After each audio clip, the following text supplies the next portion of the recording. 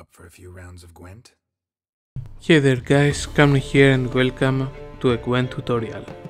In this tutorial I will be explaining the basics of Gwent as well as some advanced tactics you can try out. If you are familiar with Gwent, it is the card game in Witcher 3. You can play against vendors, merchants and other NPCs throughout the game. You start with the Northern Realms deck, but you can slowly build your decks for the Squirtle, the Nifgaldians and the Monster faction. You collect cards by winning against NPCs or directly buying them from vendors around the world. Each faction has its leader and each leader has a passive ability and a leader ability. You can change your leader abilities if you win or buy the corresponding faction leader card. For example, Northern Realms allow you to draw a card whenever you win a round. That's their passive ability. With Foltest the Siege Master, you can double the strength of all your siege units using your leader's ability. All units are divided in three categories: close, ranged and siege combat units, as indicated to the left of the cards. Weather effects set the strength of all units to 1, except the hero cards, which we will talk about later. Biting Frost affects close combat units, and Tremble Fog rage units, and Torrential Rain the siege units. You should keep in mind that the cards can still be buffed even with weather effects on. A good card doesn't necessarily mean a high strength card.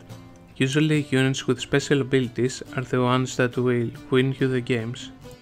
For instance, Blue Stripes Commando on its own isn't a very strong card, but with each Blue Stripes Commando you play, the strength doubles, making for exceptionally cost-efficient plays that most of the times win you games.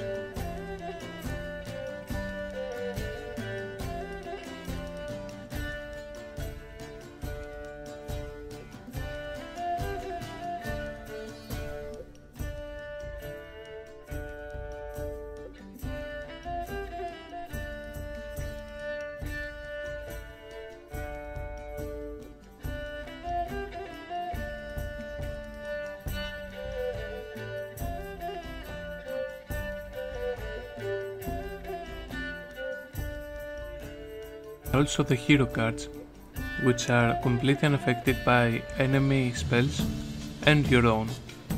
Spells meaning weather effects and special cards. When you start game of Gwent, you are given 10 cards. You can redraw up to 2 of them, and that's it. The cards you have in your hand are the ones you have for the rest of the match. Using all of your cards to win one round might screw you for the others. That's why abilities that let you draw more cards are very important. The Spy special ability, for instance, lets you draw 2 cards, but Spy strength goes to your opponent. That's why bouncing spies with a decoy card is a regular occurrence.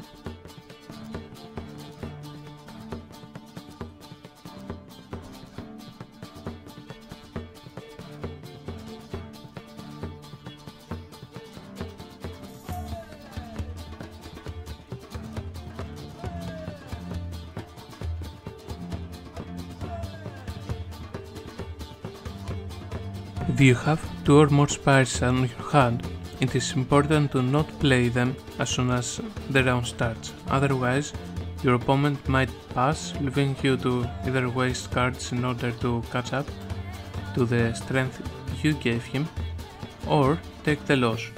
Of course, with Northern Realms, you draw a card whenever you win, and usually remain a card lead. You should play a card to bait him into continuing the game, and then use a takeaway to get it back, or a medic unit on the next round. Casually sacrificing a weaker unit works too. Another thing you can do with spies is play a weather card in the row the spies are supposed to go, as long as it doesn't hurt you too much. Scorch is the meanest card you will ever encounter. It is the enemy of units with bonds as their special ability, and also counter games very easily. When you think your opponent is waiting for a Scorch, try to bait it by using a lone high strength card as you can see in the video, and then using your combo. When using a medic card, you should first see the board as a whole. It might be a better choice to spread your units instead of focusing on a single row, even if you get more benefits that way. Weather effects are best used when your opponent is going all in a single row.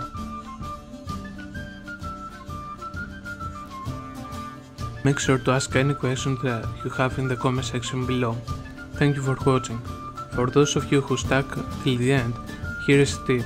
In your quest items, you have a book named The Miraculous Skill Guide to Gwent.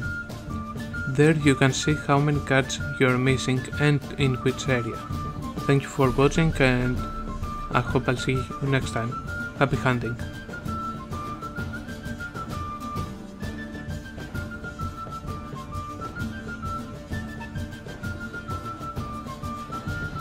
Wouldn't mind a few rounds of cards.